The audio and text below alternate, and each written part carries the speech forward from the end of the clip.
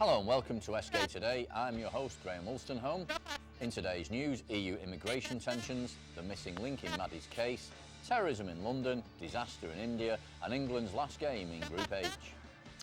In our lead story today, a Sky News poll has spawned that the statistic of 67% of the British public believe that the government should clamp down on immigration. After many years of occupying the headlines, it still seems this is a major and fresh issue in lots of people's minds. Politicians will have to adapt their policies around the mindset in order to achieve at the next election. This statistic comes amid fresh speculation on EU immigration policy caused by a controversial column in the Daily Express, stating that EU immigration is undermining our proud nation. The article, written by Leo McKinstry, portrays the European Union as a tyrannical force for destruction in an obsessive quest to create federal superstate. MP George Galloway has condemned this article by saying problems of the white middle class are not already economical. Here's what he had to say. The Asians have a community. They have a mosque, they have extended families, they have a pattern to their lives. They either pray 5 times a day, or at the very least they go to the mosque on a Friday, so they meet everyone, they meet all their relatives, and there are boundaries in their lives.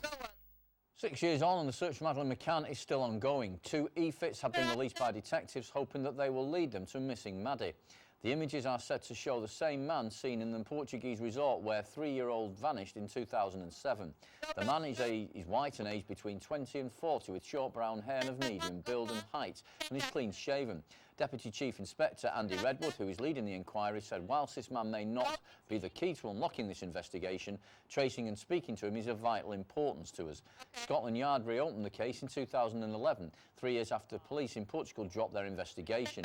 They claim to have made massive steps forward. The e-fits will be featured in a 25-minute reconstruction with other leads and an interview with Maddie's parents on BBC's Crime Watch later on tonight. 4 men have been arrested in London under the Terrorism Act of 2000. Counter-terrorism police detained 4 men across several residences in the capital. Officers carried out a pre-planned anti-terror operation.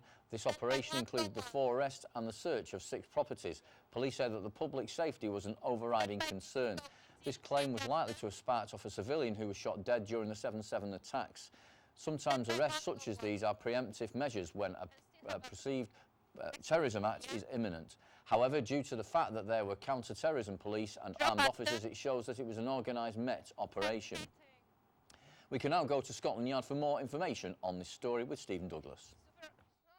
To a police station in South London, which is where they're being questioned, and as part of this investigation the police say they're currently searching 6 different properties across the capital.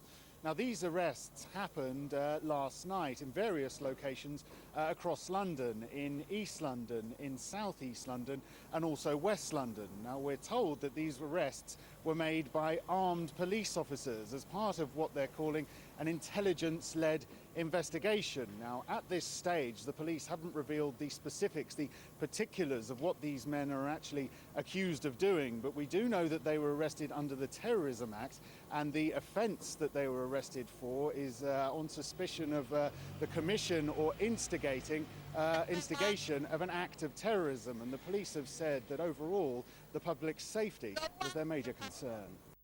Hundreds of thousands of people who were evacuated before Cyclone Falain crashed into eastern India have started returning to their homes, but many will remain in shelters as their homes and businesses were wrecked by the strongest cyclone in 14 years. As the storm weakened, a vast relief operation got underway in Orissa and Andhra Pradesh states, where officials say up to 1 million were displaced. Mass evacuations managed to keep deaths down to a bare minimum. Officials say that 22 people were killed and one of the deaths was in Orissa.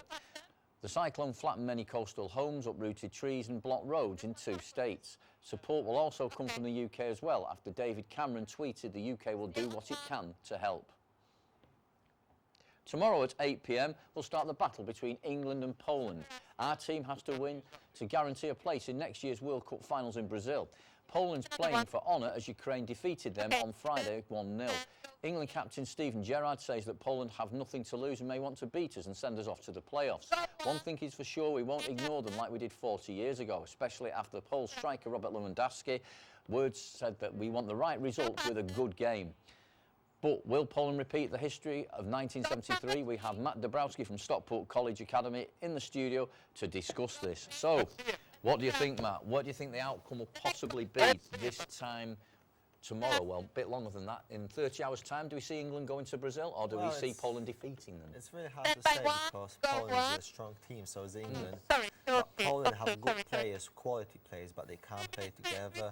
And from what I see is England, they have the same problem. They have shots on target, but they can't score goals. They can't take advantage of those shots. Well, if we go back to Friday, I mean, before kick-offs on both games, it was still possible that Poland, if they got a good result at Ukraine, they could have gone through. So if they'd have beaten Ukraine, we could have been seen at the ultimate playoff game tonight, couldn't we? Or tomorrow night. That's the problem with Poland. Poland always play the last game for like qualifying. They always leave everything to the end. But if you look back, we should pick up points against Montenegro, Moldova, San Marino.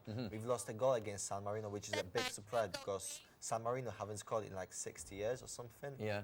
So do you actually see the game on Friday was the main default really for Poland? If they'd have got even a draw, the chances are they would have gone through it, or they could have had a good crack at England tomorrow.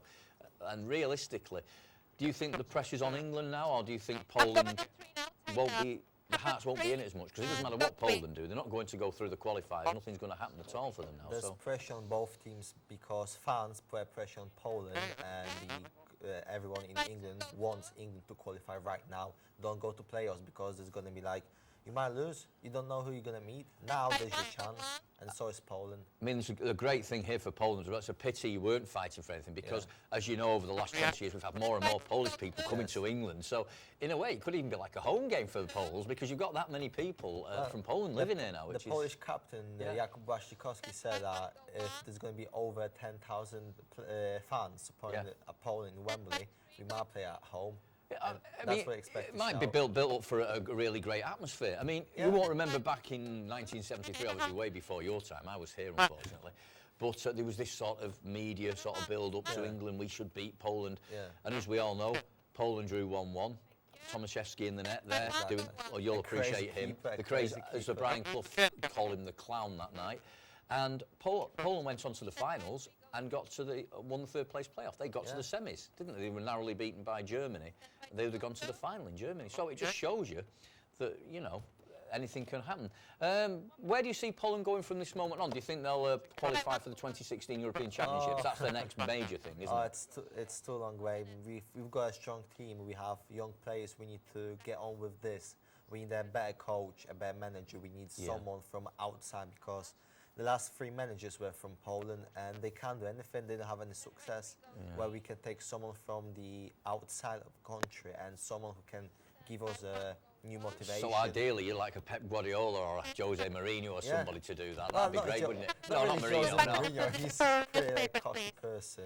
But somebody who we had Ben Hacker, Leo Ben Hacker, and he was a quality manager. He might be a nice manager for you. Arsene Wenger if he leaves Arsenal, because he's got his feet on the ground, hasn't he? So I mean, no, he didn't want anything.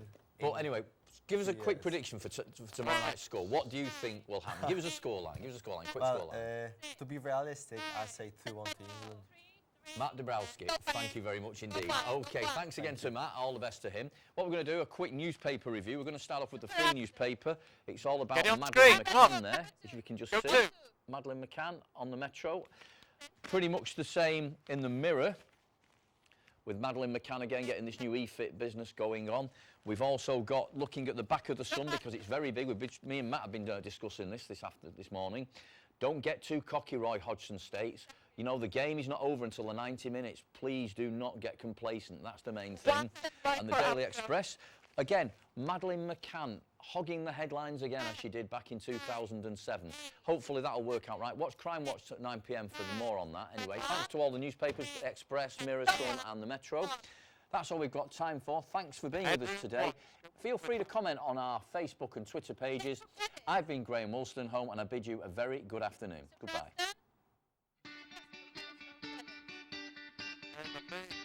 Not yet.